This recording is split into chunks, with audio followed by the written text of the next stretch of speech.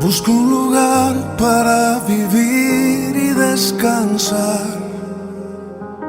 donde no hace falta ni llamar para llegar, donde pueda entrar y compartir la intimidad que anhela mi alma, que anhela mi corazón. que seas mi hogar, el lugar en donde encuentro vida y paz. Que seas mi hogar, el refugio de la dura tempestad.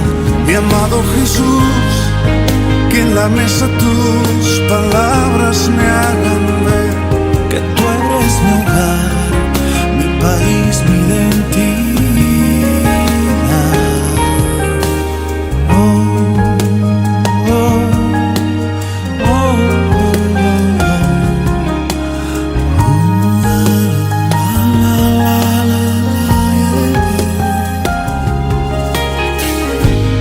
Mi corazón encuentra paz si estás aquí, Y se va turbando cuando estoy lejos de ti. llena mis deseos con tu amor y tu verdad, Y llena mi alma, y cambia mi corazón. Que seas mi hogar, el lugar en donde encuentro vida y paz. Que seas mi hogar, el refugio de la dura tempestad. Mi amado Jesús.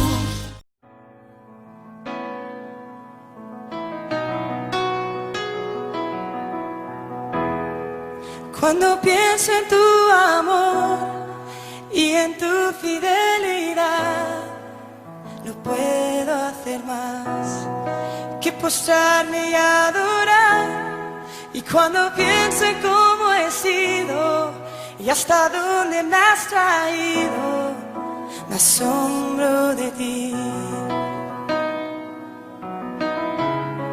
Y no me quiero conformar. He probado y quiero más. Yo quiero enamorarme más de ti. Enséñame a amarte y a vivir conforme a tu justicia y tu verdad. Con mi vida quiero adorar, con todo lo que tengo y lo que soy. Todo lo que he sido te lo doy. Que mi vida sea para ti como un perfume a tus pies.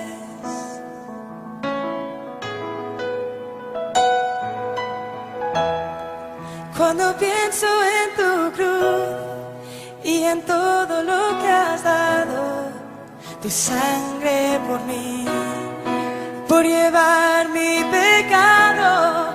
Y cuando pienso en tu mano, hasta aquí hemos llegado por tu fidelidad.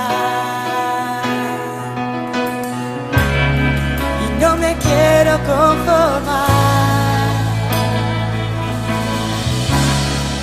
He probado y quiero más. No me quiero conformar.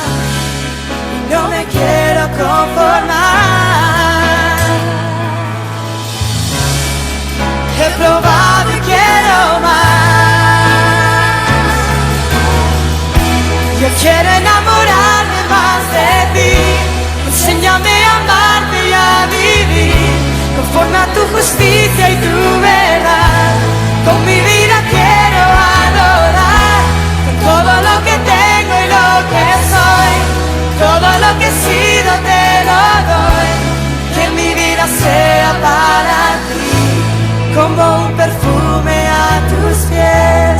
Yo quiero enamorarme más de ti. Enséñame a amarte y a vivir conforme a tu justicia y tu verdad. Con mi vida quiero adorar, con todo lo que tengo y lo que soy. Todo lo que he sido te lo doy. Que mi vida sea para ti como un perfume a tus pies.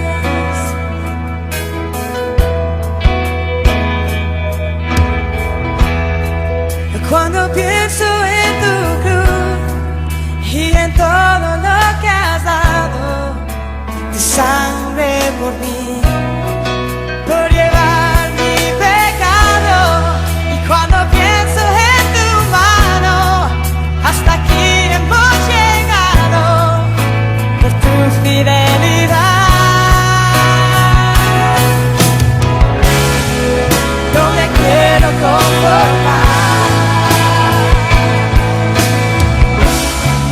He probado y quiero más. Yo quiero enamorarme más de ti. Enséñame a amarte y a vivir conforme a tu justicia y tu verdad. Con mi vida quiero adorar, con todo lo que tengo y lo que soy, todo lo que he sido te lo doy. Que mi vida sea para ti como un perfume a tus pies. Yo quiero enamorarme más de ti. Enséñame a amarte y a vivir conforme a tu justicia y tu verdad. Con mi vida quiero adorar, todo lo que tengo y lo que soy, todo lo que he sido te lo doy. Que mi vida sea para ti como un perfume a tus pies.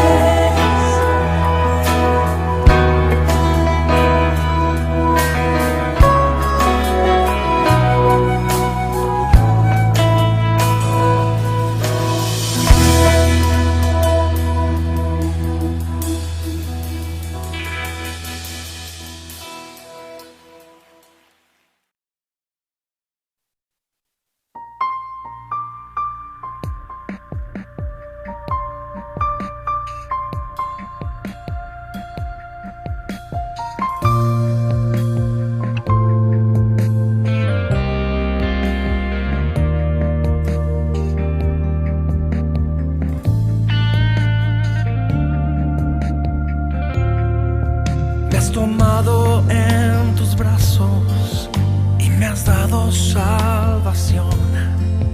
De tu amor has derramado en mi corazón.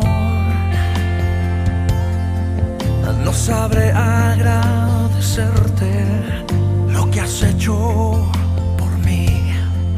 Solo puedo darte ahora mi canción.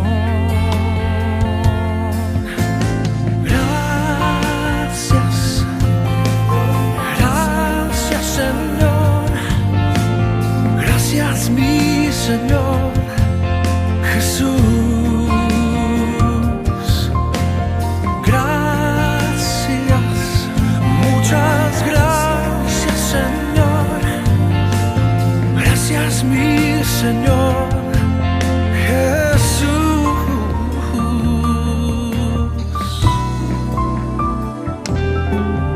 En la cruz diste tu vida, entregaste todo ahí, vida eterna regalaste al morir. Por tu sangre tengo entrada ante el trono celestial. Yo puedo entrar confiadamente ante ti para darte gracias. Gracias, Señor. Gracias, mi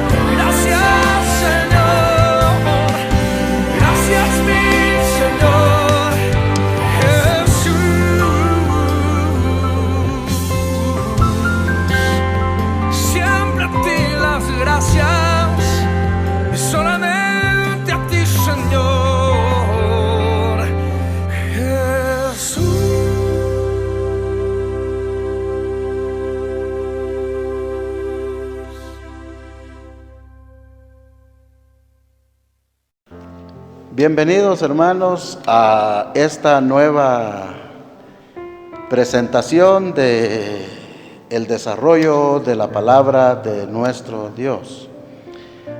Como siempre, es un tiempo precioso para poder saludarles en el amor de nuestro Señor. Estamos ya preparados para ir con la enseñanza correspondiente a esta hermosa ocasión. No sin antes elevar palabras de oración a nuestro Señor para que lo que hoy veamos pueda contribuir, como siempre, en la edificación de nuestra fe cristiana. Vamos a orar, hermanos, para poder así tener el permiso y leer la palabra de nuestro Dios. Señor y Dios que estás en gloria, te alabo, te bendigo con todo mi corazón y te doy gracias por esta oportunidad, por este hermoso privilegio que tenemos siempre de poder llegar a los hogares con el propósito de edificar, con el propósito de construir las vidas en el sentido espiritual. Tu palabra dice: desead como niños recién nacidos la leche espiritual no adulterada, para que por ella crezcáis para salvación. Confiando en esto, Señor, espero y te suplicamos que la palabra pueda tener un verdadero significado para la vida de cada uno de nosotros. Gracias te damos, bendice tu palabra en nuestros corazones y a cada uno de los hermanos que están en sus hogares, los que están apreciando este tiempo que compartimos, que también, Señor, tu palabra pueda ayudarles, pueda bendecirles cada día en el desarrollo de ese conocimiento precioso. Oramos pidiéndolo todo en Cristo Jesús, nuestro bendito Salvador. Amén. Amén. Después de haber orado, hermanos, vamos a proceder a ir a la enseñanza que nos corresponde en esta noche. Prometí, hermanos, hace 8 días que haría unas observaciones en cuanto a la Biblia, porque este mes, como sabemos, está celebrándose en diferentes lugares la bendita palabra de Dios, es decir, se está exaltando, porque todos los días, todas las semanas, todos los meses del año son deben ser dedicados a la Biblia, y de hecho así ha sido, porque se ha predicado, se ha enseñado la palabra de Dios. Pero en agosto hay una, digamos, hermanos, una celebración específica que tiene que ver con la palabra de Dios. Así que también nosotros desde este lugar estamos haciendo llegar nuestra enseñanza en relación a la palabra de Dios. Por lo tanto, si le parece bien, hermano, anotar algunas cosas que yo voy a decir en esta ocasión, pues haría bien.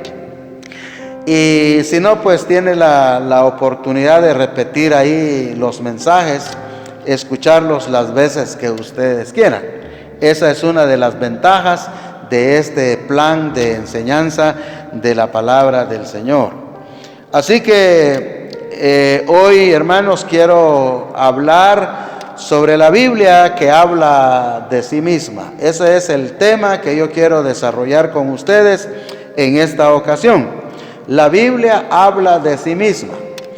No hay necesidad, hermanos, de que nosotros defendamos la Biblia o que digamos que esta es la Biblia auténtica y que aquella otra Biblia no. Lo cierto es, hermanos, de que la Biblia que tenemos hoy nosotros, con sus 66 libros, constituye totalmente la palabra de Dios. Y quiero utilizar algunos textos, hermanos, para ir a reafirmar o reafirmar lo que está relacionado con esta parte que tiene que ver con la Biblia, la palabra de Dios.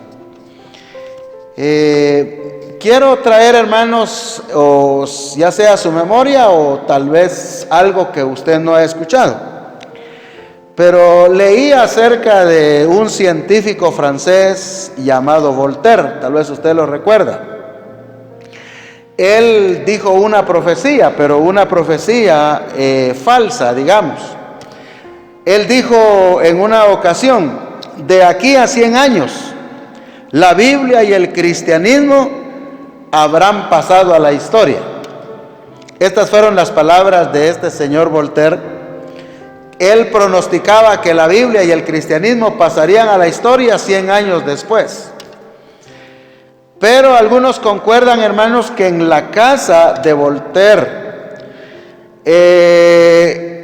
se albergó una imprenta, o la primera imprenta, dice, de donde salió una cantidad de Biblias. Por eso, hermanos, que esto podría ser una paradoja, porque el que pasó a la historia fue Voltaire. Hasta hoy, hermanos, la Biblia la tenemos con nosotros. Y el cristianismo sigue, hermanos, porque no es de los hombres, sino la Biblia y el cristianismo son de Dios.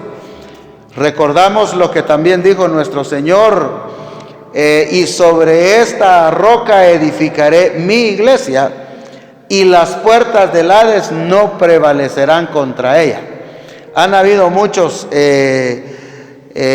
movimientos, han habido muchas personas que han tratado de opacar el mensaje de la Biblia. Han tratado, hermanos, de desacreditar la Biblia, pero la Biblia, hermanos, ha permanecido hasta este momento. Gracias al Señor por ello, porque la Biblia no es de origen humano, sino es de origen divino. Esa es la razón básica por la cual la Biblia, hermanos, todavía la tenemos con nosotros y seguirá en el transcurso y desarrollo de la historia de Dios. Así que he mencionado esta interesante declaración de este señor Voltaire. Quiero, hermanos, llevarlos a 3 pensamientos, o digamos a 3 temas incluidas ahí en que la Biblia habla de sí misma. Quiero hablarles un poquito sobre el racionalismo.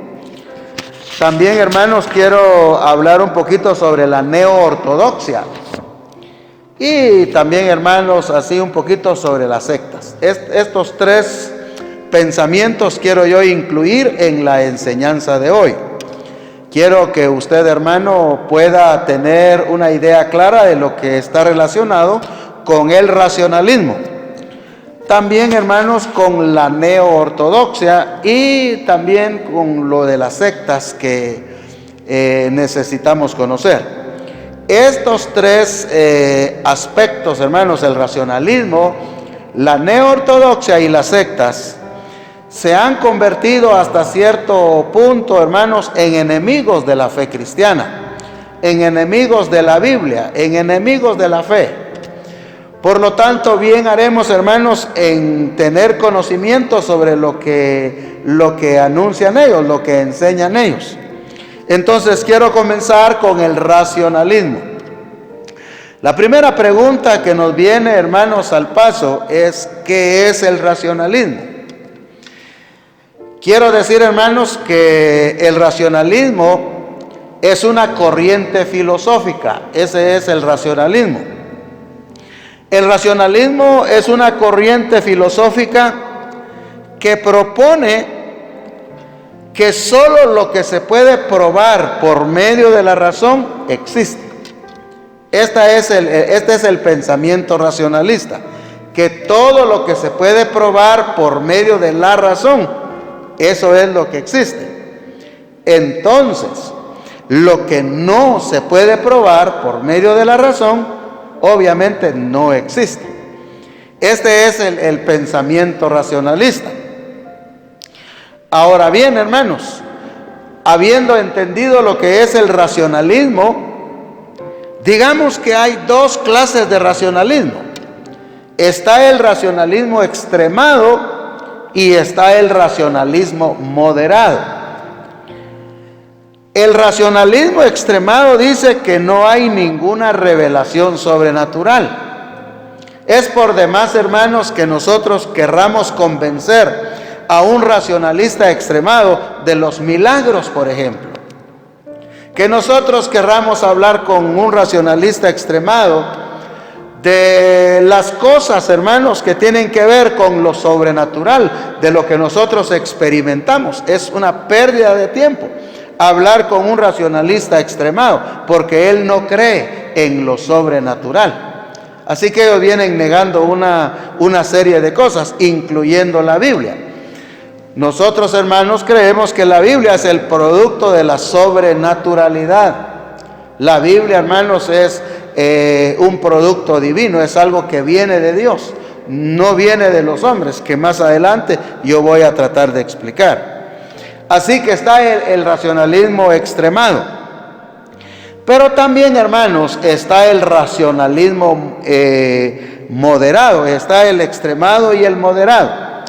El racionalismo moderado, hermanos, dice que sí hay revelación divina. Ellos admiten los milagros, admiten esta serie de cosas que nosotros creemos. Pero ellos dicen que es la razón humana que va a determinar si este es la palabra de Dios o no. Vea, hermano, lo difícil que es a veces entender a estas personas.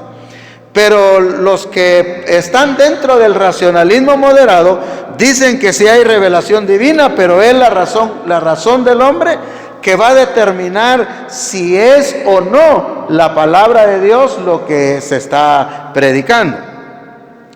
Entonces yo diría, hermanos, que ya en base a esta información podríamos nosotros pensar en que el racionalismo se convierte en un enemigo de la fe cristiana, se convierte en un enemigo de la Biblia, la palabra de Dios, y del cristianismo, por supuesto. Este pensamiento racionalista, hermanos, se encuentra en los laboratorios científicos.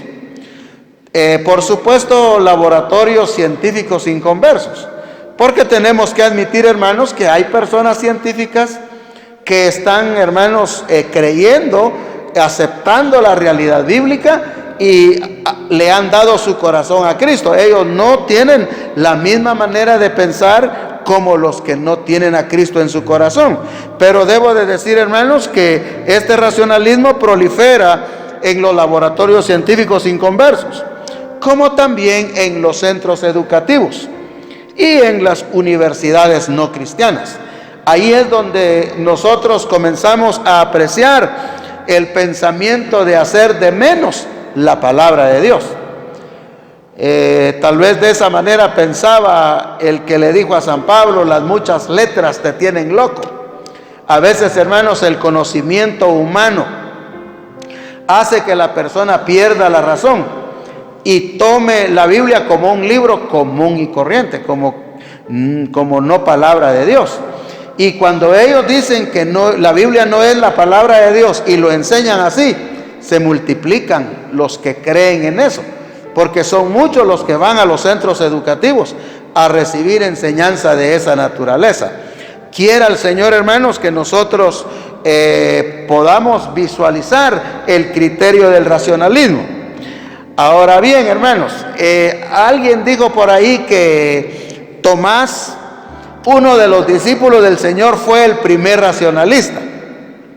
Cuando a Tomás le dieron la noticia y le dijeron: el Señor ha resucitado, está ahí, Tomás se quedó pensando. Bueno, dijo él, no voy a creer, sino hasta que yo toque sus manos o meta mi mano mis dedos en su costado, voy a creer que Jesucristo ha resucitado.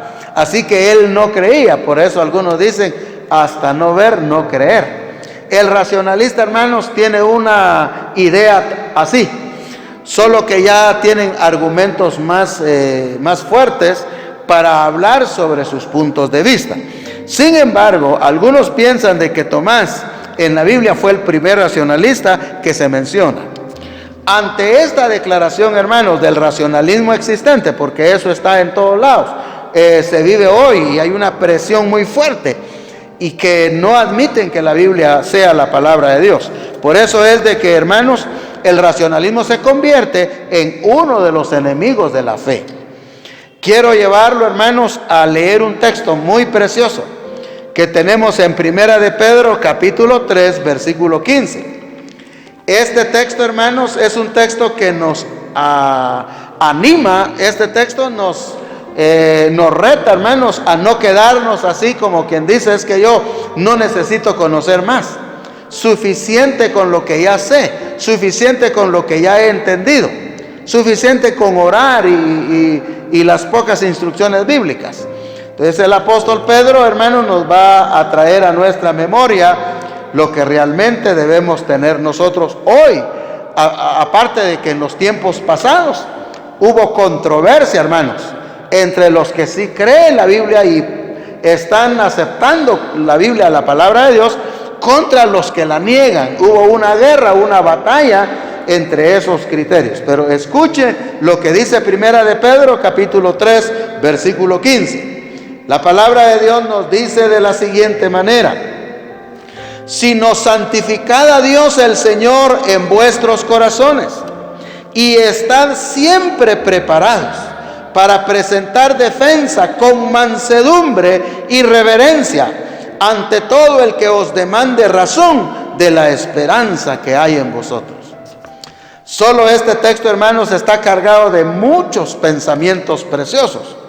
Primero, hermanos, aquí dice el apóstol Pedro: santificad al Señor, a Dios el Señor en vuestros corazones. Lo primero, la primera recomendación santa que el Señor nos da es que santifiquemos al Señor. La expresión correcta, hermanos, que tenemos aquí es la siguiente: hagan un altar en sus corazones para Dios.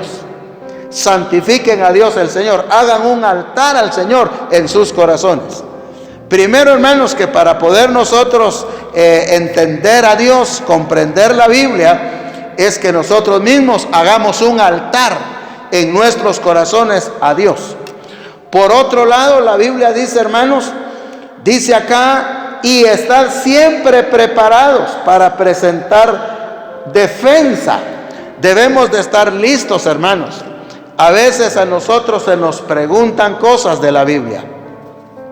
A veces a nosotros se nos hacen cuestionamientos bíblicos.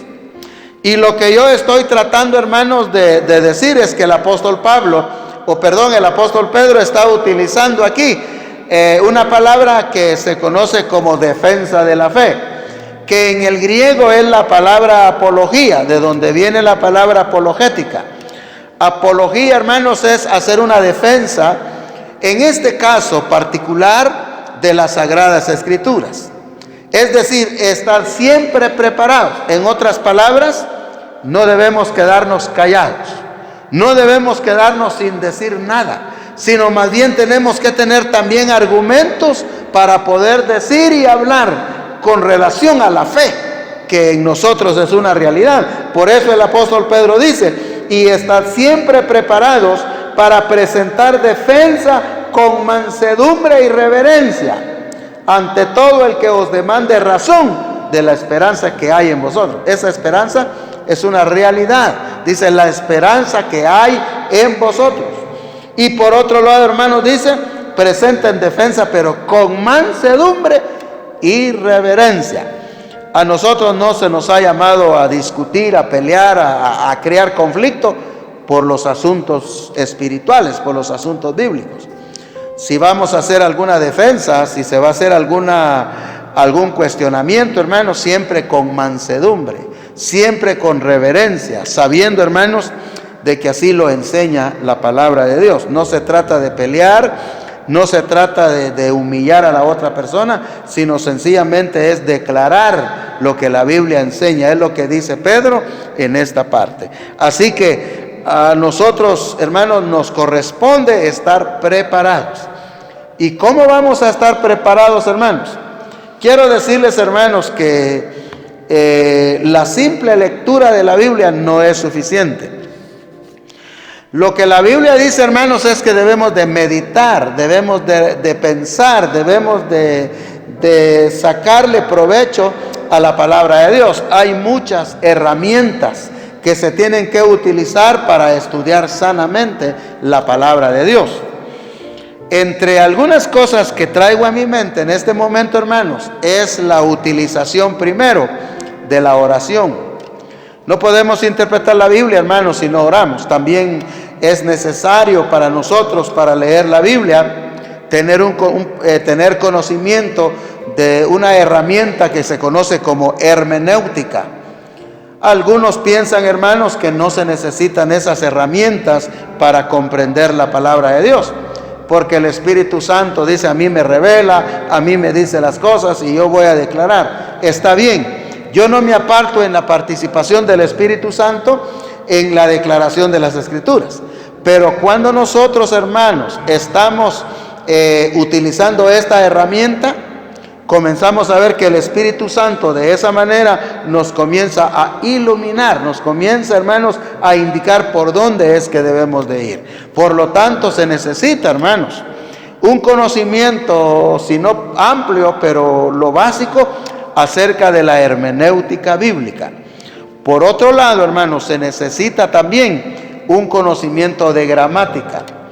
La gramática es importante para ir entendiendo cómo están estructuradas las oraciones, qué papel desempeña el verbo, qué papel desempeña el sustantivo, qué papel desempeña los artículos, el adjetivo, qué papel desempeña en la parte del verbo el adverbio, y en fin, una serie de cosas, hermanos, que hay que analizar cuando se observan las oraciones de la palabra de Dios, gramaticalmente hablando.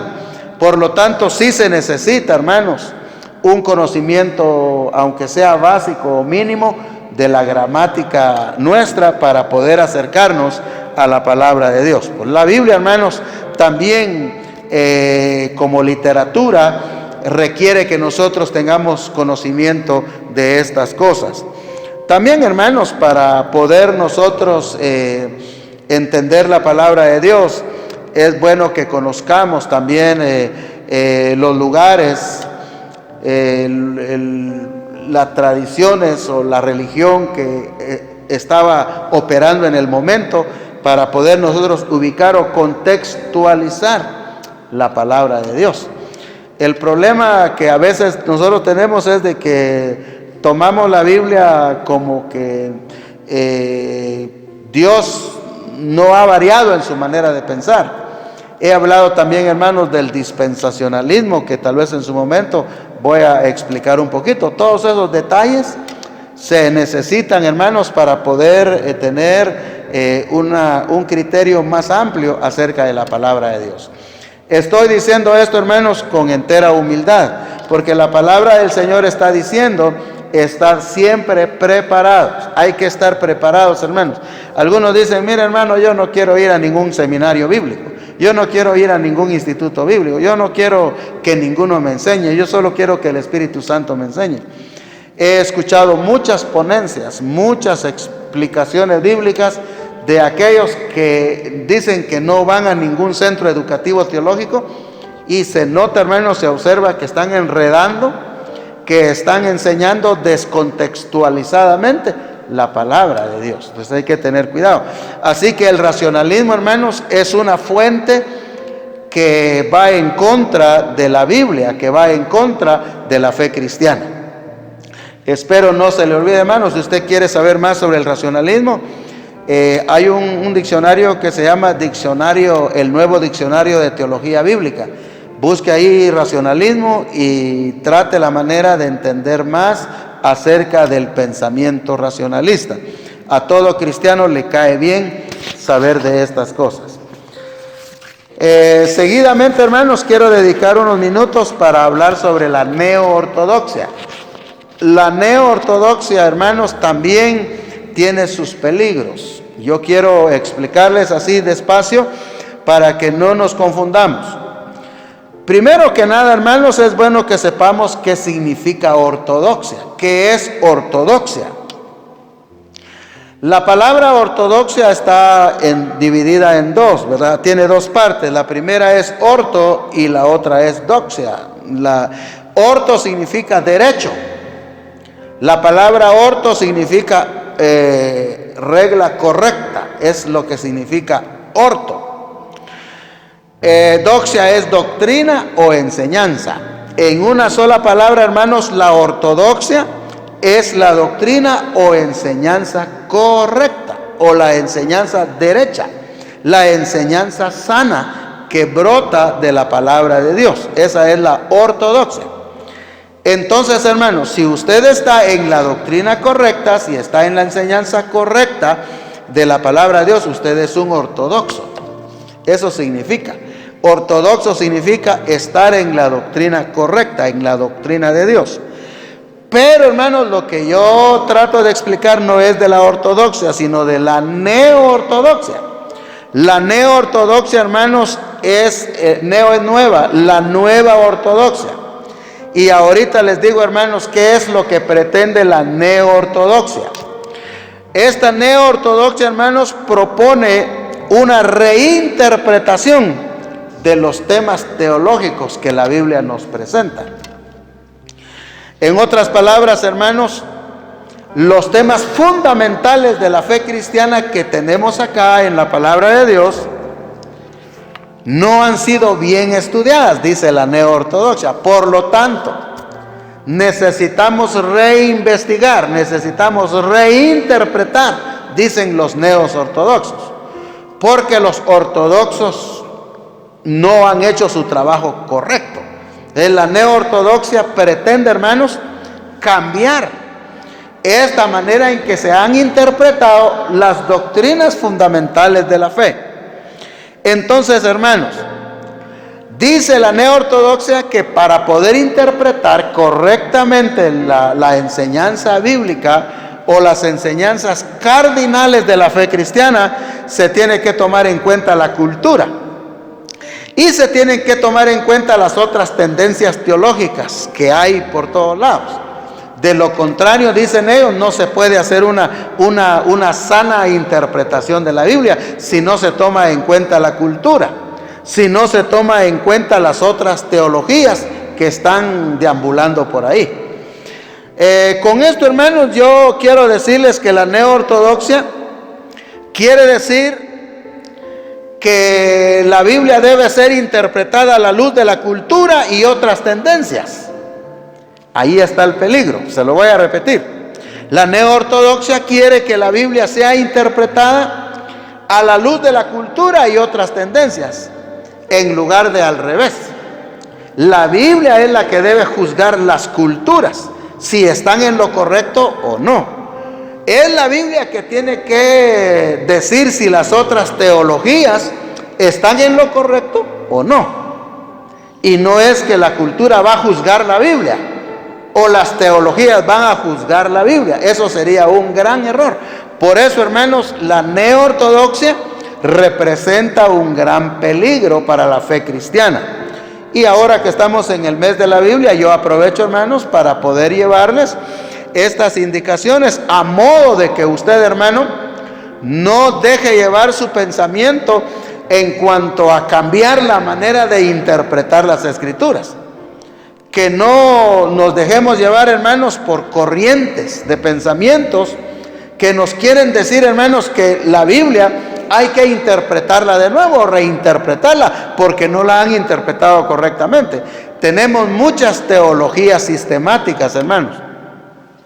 Las teologías sistemáticas acaparan en orden las doctrinas cardinales de la fe. Algunas teologías sistemáticas están muy sanas, son muy buenas y muy correctas. Otras tienen ciertas debilidades. Pero quiero decir, hermanos, que las enseñanzas que nosotros tenemos, que nos dieron los apóstoles y el Señor Jesús, ya no necesitamos, hermanos, reinterpretarla a nuestro modo, porque están claras en la palabra de Dios. Entonces, la neoortodoxia dice, no, señores, tenemos que volver a interpretar, hacer nuevamente el trabajo que ya se ha hecho. Bueno, en nuestro dialecto, hermanos, diríamos que la neoortodoxia está diciendo que la Biblia tiene errores. Ya poniéndolo, hermanos, en nuestra manera de entender las cosas, la neoortodoxia está diciendo que la Biblia tiene errores, que la Biblia es un libro humano, que es falible y errable. ¿Entiende, hermano? La neoortodoxia está diciendo con sus cosas que la Biblia es de carácter humano. Los hombres metieron sus ideas en este libro. Hermanos, va a tener que seguir conmigo el próximo jueves para que podamos entender juntos, hermanos, cuáles son las evidencias que tenemos nosotros y que corroboran que la Biblia no es un libro de hombres, sino la Biblia fue escrito por hombres, pero inspirados divinamente por el Espíritu Santo de Dios. De tal manera, hermanos, que la Biblia no es humano directamente, es divino. Tampoco es falible o que se puede confundir. La Biblia no tiene errores desde Génesis hasta Apocalipsis. La Biblia no tiene errores. La Biblia es única en ese sentido.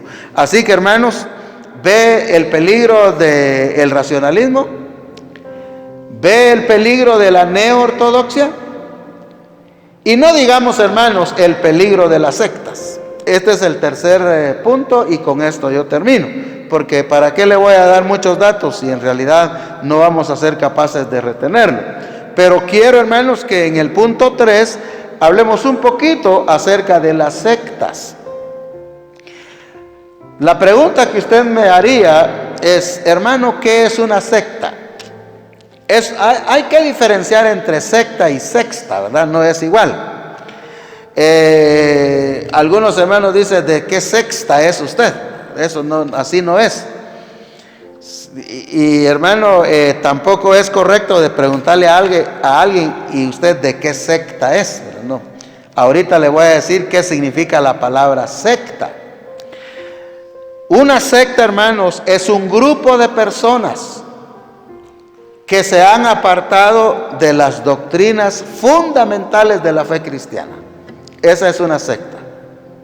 Pueden haber otros pensamientos, hermanos, pero básicamente una secta es un grupo de personas que se han apartado de las enseñanzas cardinales de la fe cristiana.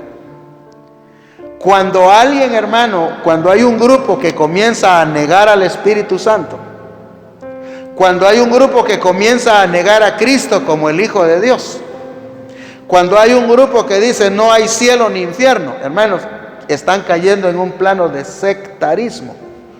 ¿Por qué? Porque las enseñanzas tocante a Cristo como divino, como Dios, son claras. Las enseñanzas tocante a la existencia del Espíritu Santo como Dios son claras. La existencia de los ángeles, la existencia de la Biblia misma son claras. Pero cuando alguien, hermanos, comienza a decir que la Biblia no es la palabra de Dios y que no hay cielo y que no hay infierno, que Jesucristo no es Dios, y que comiencen a enseñar, hermanos, que no existe el infierno, ya están contradiciendo las enseñanzas fundamentales de la fe cristiana. Entonces caen en categoría de secta. Y hay otras cosas que yo pudiera mencionar, hermanos, pero quiero, por favor, hermano, que usted note en esta enseñanza preciosa que estamos teniendo hoy, de que no nos salgamos de las enseñanzas, hermanos.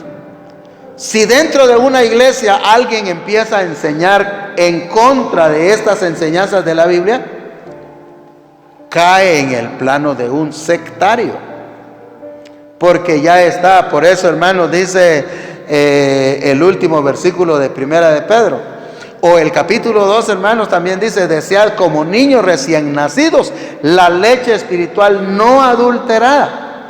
La palabra adulterar ahí significa, hermanos, que nosotros confundamos y mezclemos todas las enseñanzas y que las traigamos al sentir de un grupo. Nosotros creemos así porque así sentimos que debemos de creer. No es así. Tiene que ser, hermanos, aceptar la Biblia tal como está revelada, tal como es. Y en ese sentido debemos ser celosos. En ese sentido debemos ser cuidadosos. Así que, hermano, tiene que tener cuidado de qué predica, qué enseña, porque de repente va a predicar algo que contradiga las enseñanzas de la fe cristiana. Podría caer en un plano de sectario. Que Dios nos ayude a no ser sectarios, sino a ser personas que interpreten, que le den el lugar a la palabra de Dios también en nuestro corazón. que la palabra de Dios ocupe un lugar genuino en nosotros. Ahora bien, hermanos, ya he explicado lo que significa una secta. Así que una secta, hermanos, también son aquellas personas que sostienen que la Biblia es de autoridad divina, pero que lo dejan como una autoridad secundaria, anteponiendo los libros escritos por sus líderes. Se lo voy a decir de otra manera. Ellos dicen así: la Biblia sí, pero este libro también. La Biblia sí, pero la tradición también. La Biblia sí, y esto otro también. En otras palabras, hermanos, hay grupos que tienen la Biblia, pero tienen otro libro. Y dicen ellos que los dos son de plena autoridad divina. Entonces, si hay dos libros dentro de la organización, prácticamente, hermanos, la Biblia deja de ser única. Entonces, ¿a cuál vamos a creer? ¿La Biblia o la tradición? ¿La Biblia o el libro del Mormón? Para ser más clarito, ¿cuál vamos a creer? Hermanos, tenemos que centrar nuestra atención en la única y exclusiva palabra de Dios. Si usted me permite, hermano, para ir cerrando esto, le quiero traer a su memoria unos textos que nuestro Señor Jesús mencionó. En Mateo capítulo 4, hermanos, ese pasaje es bien, pero bien conocido. Mateo capítulo 4 dice la palabra de Dios de esta manera. Mateo capítulo 4, versículo 7, aunque el versículo 4 también se lo voy a leer. Dice así, Mateo 4:4. Él respondió y dijo, es decir, nuestro Señor, escrito está, no solo de pan vivirá el hombre, sino de toda palabra que sale de la boca de Dios. El versículo 7 dice, escrito está también, no tentarás al Señor tu Dios. Y el verso 10 dice, entonces Jesús le dijo, vete, Satanás, porque escrito está, al Señor tu Dios adorarás y a Él solo servirás. La parte que yo quiero tomar es escrito está. El Señor estaba haciendo referencia a los escritos del Antiguo Testamento.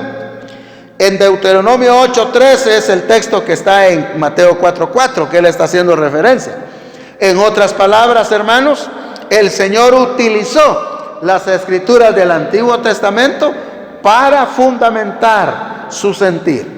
Por lo tanto, hermanos, no podemos nosotros decir que la Biblia no es palabra de Dios, sino el Señor Jesús no lo hubiera utilizado, pero Él utilizó para refutar, para hacer su apología, para dar a conocer sus enseñanzas, se apoyó en las enseñanzas escritas en el Antiguo Testamento. Igual, hermanos, en Lucas 20:17, en el libro de Lucas capítulo 20, versículo 17, dice la palabra de Dios de esta manera, espero les sea de edificación, esta palabra que se está dando a conocer esta noche, hermanos, y que de alguna manera usted no deje de creer en la Biblia como la palabra de Dios auténtica. Lucas 20:17, estas son las palabras de nuestro Señor también. Dice la palabra de Dios acá, hermanos, pero Él mirándolos dijo, ¿qué pues es lo que está escrito? La piedra que desecharon los edificadores ha venido a ser cabeza del ángulo. Dice, pero Él mirándolo dijo, ¿qué pues es lo que está escrito? Nuevamente Él, hermanos, está hablando de las doctrinas, de las enseñanzas, de los escritos del Antiguo Testamento. Por eso Él dice que eso está escrito ya. Y por último, hermanos, en Marcos 9:12, en Marcos capítulo 9, versículo 12, dice acá, hermanos, la palabra de Dios de esta forma. Respondiendo Él les dijo, Elías a la verdad vendría primero y restaurará todas las cosas. Y como está escrito del Hijo del Hombre, que padezca mucho y sea tenido en nada. Pero os digo que Elías ya vino y le hicieron todo lo que quisieron, como está escrito de él. 2 veces, hermanos, se menciona lo que está escrito de él, es decir, de Elías. Y nosotros tenemos muchos datos sobre el profeta Elías. Con esto yo quiero decirle, hermanos, que el mismo Señor Jesús utilizó la Sagrada Escritura del Antiguo Testamento que existía en los días de él. Ya nosotros tenemos los escritos del Nuevo Testamento y tenemos suficientes bases para decir que toda la Biblia, hermanos, toda es la palabra de Dios. No una parte sí y otra parte no. Toda la Biblia es la palabra de Dios. Ame la Biblia, crea la Biblia, respetemos la Biblia, vivamos nuestra vida conforme la palabra de Dios nos indica. Y vamos a ser prosperados, como dice el Salmo 1. Y en su ley medita de día y de noche, y será como árbol plantado junto a corrientes de aguas, que da su fruto a su tiempo, y su hoja no cae, y todo lo que hace prosperará. Que mi Dios lo bendiga, hermanos, y no tomemos la Biblia como un amuletillo, no tomemos la Biblia como adorno, hermanos, sino gaste su Biblia, gaste y compre otra, gástela, subráyela, léala y, hermano, pero use la Biblia. No la tenga de adorno, hermano, porque algunos tienen sus Biblias tiene ya 10 años y la Biblia está nuevecita, porque no la ha usado para nada. No, hermanos, leamos y apreciemos la palabra de nuestro Dios. Finalicemos con una corta oración. Padre y buen Dios, muchas gracias por este tiempo. Gracias, Señor, porque tu palabra siempre nos anima. Ayúdanos, Señor, a ver estas tendencias equivocadas en cuanto a tu palabra. Que nosotros sí podamos conocer las doctrinas fundamentales de la fe cristiana y que no nos salgamos de ella, que la respetemos tal como tú, Señor, la enseñaste, y también tus profetas y tus apóstoles. Bendice a los hermanos allá en sus hogares y que la paz tuya sea con cada corazón. Gracias, Señor, por este mes de agosto en el que se festeja, se celebra, se realza tu palabra en diferentes lugares. También nosotros desde este lugar, poniendo nuestro grano de arena en cuanto al conocer tu palabra, y que sea luz a todas nuestras familias, a nuestros pueblos del mundo, que tu palabra, Señor, prevalezca en el corazón de los redimidos también. Oramos en Cristo Jesús, nuestro bendito Salvador. Amén. Amén. Quiero aprovechar, hermanos, después de haber dado la palabra de Dios, recordándoles que siempre tenemos el privilegio de venir a orar los sábados. Estamos orando, ya muy pronto pues vamos a tener el privilegio de estar aquí todos. Esperamos, hermanos, de que cuando el templo se abra, hermano, perdone, usted pueda venir y estar con nosotros en este lugar. Dios lo bendiga, hermanos. La oración del sábado por ahora es de 9 a 12. Venga a orar, vengamos todos, los ancianos están viniendo a orar, el pastor también está aquí orando, y luego todos nos debemos de unir para orar. Es de mucho provecho para que la iglesia, hermanos, se extienda y se expanda como la palabra de Dios nos lo ordena. Así que están invitados todos cordialmente. Bendiciones, hermanos, la paz del Señor con ustedes.